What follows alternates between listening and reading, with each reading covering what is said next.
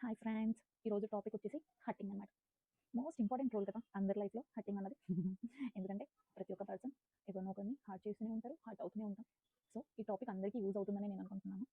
యాక్చువల్‌గా మన మైండ్‌సెట్ ఎలా ఉంటదంటే, మనల్ని ఒకళ్ళు హర్ట్ చేస్తే మనం తీసుకోలేం. మనం కూడా ఒకళ్ళని హర్ట్ చేయలేము. దాన్ని మనం మంచితనం అనుకుంటాం. కానీ అవతల వ్యక్తులు దాన్ని అమాయకత్వం అనుకుంటారు. ఆ అమాయకత్వాన్ని వాడుకోవాలి అనుకుంటారు. ఆడుకోవాలి అనుకుంటారు. సో, నీ మైండ్ వీక్ మైండ్ అనమాట. సో, దాన్ని స్ట్రాంగ్ చేసుకో ఫస్ట్.